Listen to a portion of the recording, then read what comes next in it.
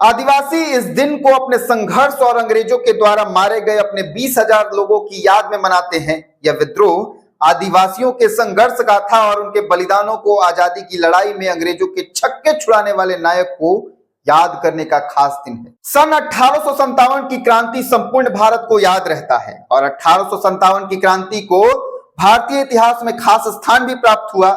किंतु 1857 की क्रांति से पूर्व आदिवासियों द्वारा किए गए विद्रोह ने अंग्रेजों के होश उड़ा दिए थे। हम आज इस पर विस्तृत रूप से समझते हैं।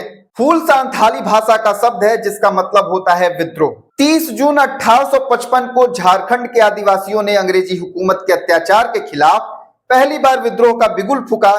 इस दिन 400 गांव के 50,000 लोगों ने साहिबगंज के भोगनाडीह गांव पहुंचकर अंग्रेजों से आदिवासी भाइयों सिद्धू कान्हू और चांद भैरव के आह्वान पर साहिबगंज में एक साथ 10,000 लोग जुट गए और अंग्रेजों हमारी माटी छोड़ो का जोर शोर से ऐलान किया। अंग्रेजों ने तब संथाल विद्रोहियों से घबराकर उनका दमन करना प्रारंभ किया। इसकी प्रतिक्रिया में आदिवासियों ने अंग्रेजी सरकार की ओर से आए जमींदारों और सिपाहियों को मौत के घाट उतार दिया। तब विद्रोहियों को सबक सिखाने के लिए अंग्रेजों ने क्रूरता की सारे हदें पार कर दी। चांद और भैरव को अंग्रेजों ने मार डाला। इसके बाद सिद्धू और कान्हू को भोगनाडीह में ही पेड़ से लटकाकर 26 जुलाई 1855 को फांसी दे दी गई। संथाल की माटी के इन्हीं शहीदों की याद में हर साल 30 जून को हूल दिवस मनाया जाता है। एक अंग्रेज इतिहासकार हंटर ने लिखा कि इस महान क्रांति में लगभग 20,000 आदिवासियों की मौत के घाट उतार दिया गया। आदिवासी स्थानीय महाजनों और जमींदारों की टैक्स वसूली से परेशान थे। वे इसकी शिकायत करने कोलकाता के लाट साहब के पास जा रहे थे। ये लोग कोलकाता के लाट साहब से मिलने के लिए आगे बढ़ रहे थे। इस काफिले में लगातार लोगों का हुजूम जुड़ता गया।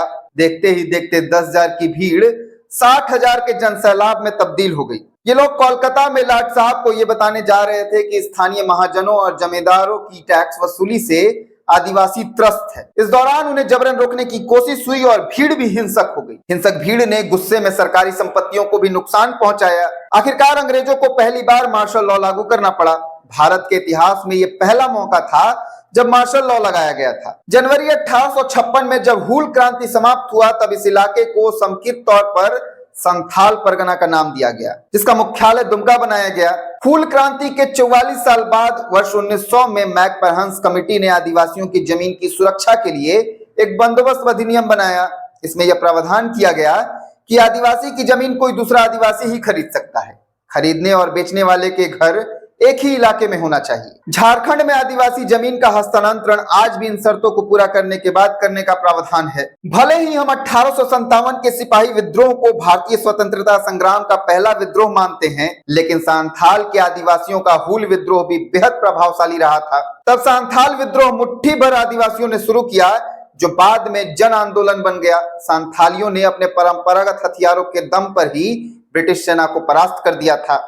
आदिवासी इस दिन को अपने संघर्ष और अंग्रेजों के द्वारा मारे गए अपने 20,000 लोगों की याद में मनाते हैं। यह विद्रोह आदिवासियों के संघर्ष गाथा और उनके बलिदानों को आजादी की लड़ाई में अंग्रेजों के छक्के छुड़ाने वाले नायक को याद करने का खास दिन है। यह जानकारी कैसी लगी ये हमें कमेंट कर जरूर बताएं। वीडियो अच्छा लगा हो तो लाइक कर दे, सब्सक्राइब कर दे, साथ ही अपने तमाम साथियों के साथ शेयर जरूर कर दें।